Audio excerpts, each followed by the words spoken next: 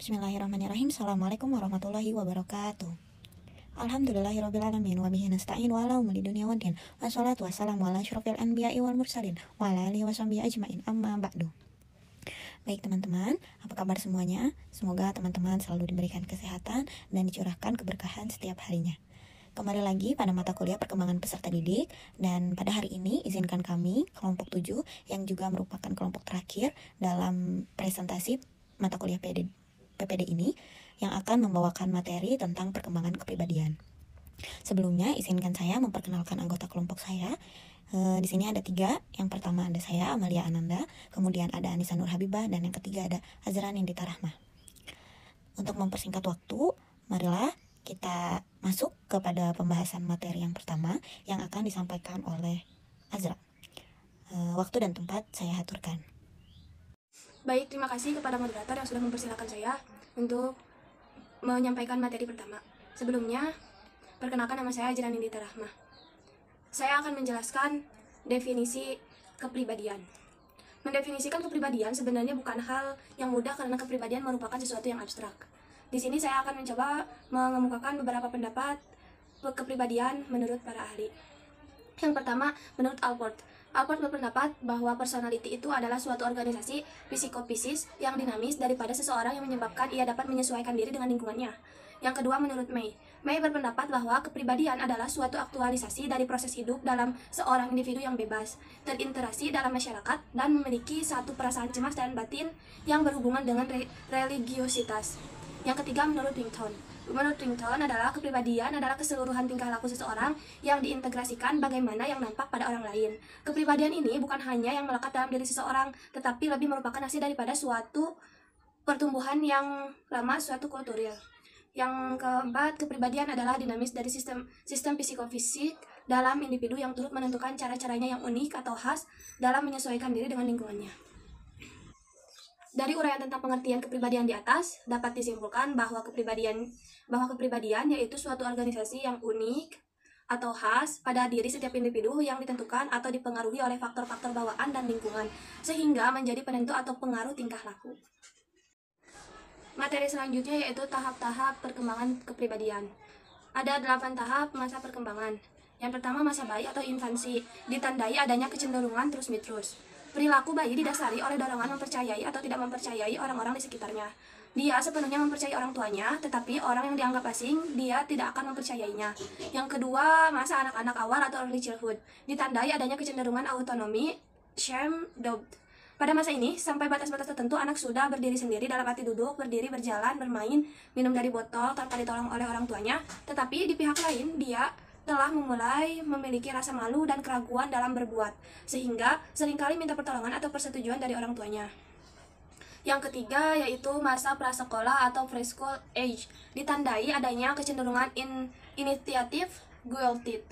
Pada masa ini, anak telah memiliki beberapa kecakapan. Dengan kecakapan tersebut, dia terdorong melakukan beberapa kegiatan. Tetapi karena kemampuan anak tersebut masih terbatas, ada kalanya dia mengalami kegagalan. Yang keempat, masa sekolah atau school age, ditandai adanya kecenderungan industri, inferiority. Sebagai kelanjutan dari perkembangan tahap sebelumnya, pada masa ini anak sangat aktif mempelajari apa saja yang ada di lingkungannya. Yang kelima, masa remaja atau adolescence, ditandai adanya kecenderungan identity confusion. Sebagai persiapan ke arah kedewasaan, didukung pula oleh kemampuan kecakapan yang dimilikinya, dia berusaha untuk membentuk dan memperlihatkan identitas diri, ciri-ciri yang khas dari dirinya. Yang keenam, masa dewasa awal atau young adulthood, ditandai adanya kecenderungan intimacy, isolation.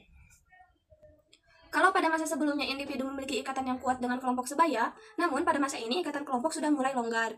Mereka sudah mulai selektif, mereka membina hubungan yang intim hanya dengan orang-orang tertentu yang sepaham. Jadi pada tahap ini timbul dorongan untuk membentuk hubungan yang intim dengan orang-orang tertentu dan kurang akrab atau renggang dengan yang lainnya. Yang ketujuh yaitu masa dewasa atau adulthood, ditandai adanya kecenderungan generativity stagnation.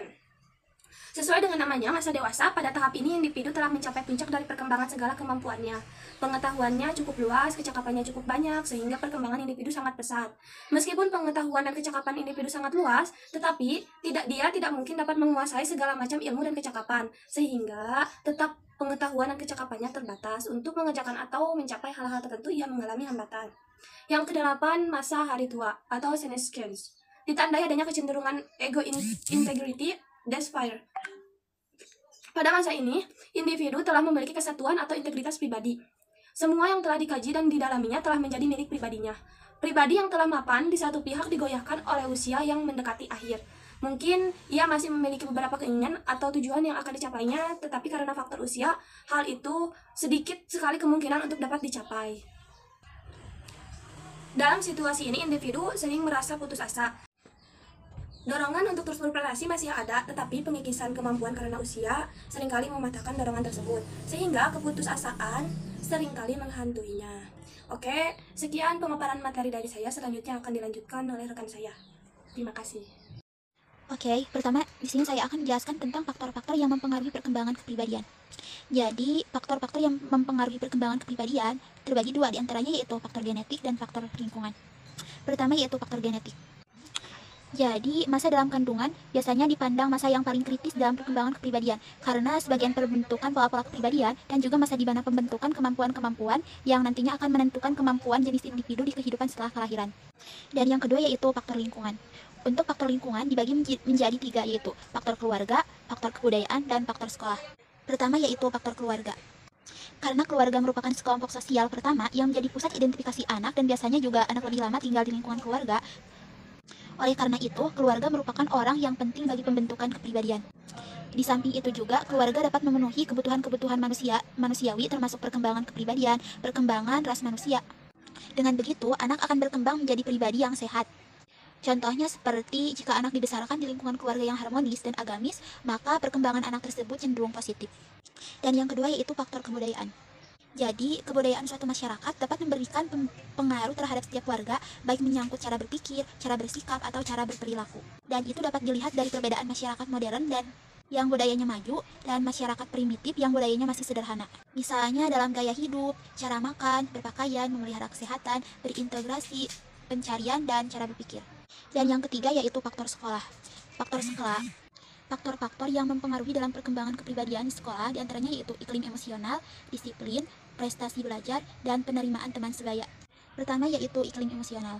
Jadi, ruang kelas dengan guru yang bersifat ramah dan respek terhadap siswa memberikan dampak yang positif bagi perkembangan psikis anak. Di antaranya yaitu anak menjadi nyaman, bahagia, mau bekerja sama, termotivasi untuk belajar, dan mau menaati peraturan. Kemudian yaitu disiplin. Jika disiplin yang otoriter cenderung mengembangkan sifat-sifat pribadi siswa yang tegang, cemas, dan antagonistik. Sedangkan disiplin yang permisif cenderung membentuk sifat yang kurang bertanggung jawab, kurang menghargai otoritas, dan egosentrik. Dan jika disiplin yang demokratis cenderung mengembangkan perasaan berharga, merasa bahagia, perasaan tenang, dan sikap bekerja sama. Kemudian yaitu prestasi belajar. Misalkan, peringkat kelas dapat mempengaruhi peningkatkan harga diri dan sikap percaya diri siswa. Dan yang terakhir yaitu penerimaan teman sebaya. Siswa yang mendapatkan penerimaan dari teman sebayanya dapat mengembangkan sikap positif terhadap dirinya dan juga orang lain. Dan ia juga menjadi merasa bahwa dia berharga. Baik, terima kasih kepada dua pemateri sebelum saya.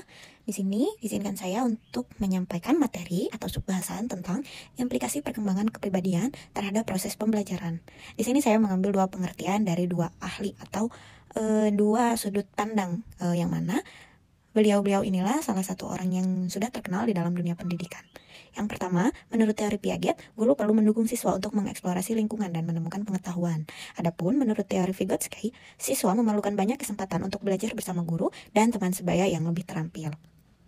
Adapun kesamaan dari dua tokoh tersebut, yaitu peran guru dalam mengajar adalah sebagai fasilitator dan pembimbing, bukan pengarah belajar siswa. Pendidikan yang berlaku di Indonesia, baik pendidikan yang diselenggarakan di dalam sekolah maupun di luar sekolah, pada umumnya diselenggarakan dalam bentuk klasikal. Nah, di sini ada beberapa usaha yang perlu dilakukan dalam penyelenggaraan pendidikan sehubungan dengan minat dan kemampuan remaja yang dikaitkan terhadap cita-cita kehidupannya. Antara lain, di sini ada 4 upaya. Yang pertama, ada bimbingan karir.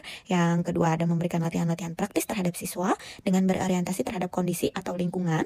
Kemudian yang ketiga, ada penyusunan kurikulum yang komprehensif dengan mengembangkan kurikulum muatan lokal. Yang terakhir, atau upaya yang keempat, ada pendidikan tentang nilai kehidupan untuk mengenalkan norma kehidupan sosial masyarakat yang perlu dilakukan. Nah, implikasi karakteristik perkembangan kepribadian remaja dalam pendidikan, sekolah merupakan salah satu agen budaya yang menentukan perkembangan berpikir remaja. Faktor lain yang mempengaruhi perkembangan kognitif atau berpikir remaja adalah orang tua, teman sebaya, komunitas, dan orientasi teknologi budaya. Salah satu contohnya yaitu sikap orang tua dan teman sebaya terhadap kompetensi intelektual mempengaruhi motif remaja atau peserta didik untuk memperoleh ilmu pengetahuan. Baik, mungkin sampai di sini pembahasannya. Lalu izinkan saya menyampaikan kesimpulan. Pada slide ini dijelaskan bahwa pembentukan kepribadian sudah dimulai sejak masa keemasan atau golden age, yaitu pada umur 0 atau 6 tahun atau masa pendidikan anak usia dini. Kepribadian ditentukan oleh dua faktor, yaitu faktor internal dan faktor eksternal. Faktor internal sendiri merupakan sifat-sifat bawaan yang diturunkan atau diwariskan oleh orang tuanya, sedangkan faktor eksternal sendiri diperoleh dari interaksi antar individu dengan keluarga, teman, sekolah, dan masyarakat tempat beradanya atau lebih sering dikenal dengan lingkungan. Proses pembentukan kepribadian memang sulit untuk diprediksi. Namun sebagai manusia kita meyakini bahwa karena kepribadian bersifat dinamis, berarti kita sebagai orang tua dan pendidik dapat berusaha untuk membentuk dan mengarahkan kepribadian anak sesuai dengan keinginan atau cita-cita kita dan mereka di masa depan.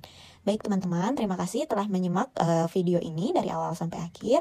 Mohon maaf juga jika masih ada kekurangan, karena pada dasarnya kelebihan itu hanya datang dari Allah dan kekurangan itu datang dari diri kami masing-masing.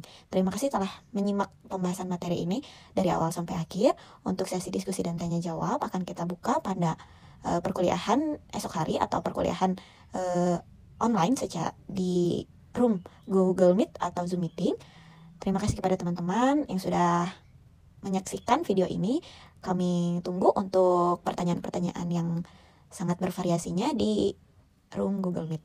Terima kasih. Wassalamualaikum warahmatullahi wabarakatuh.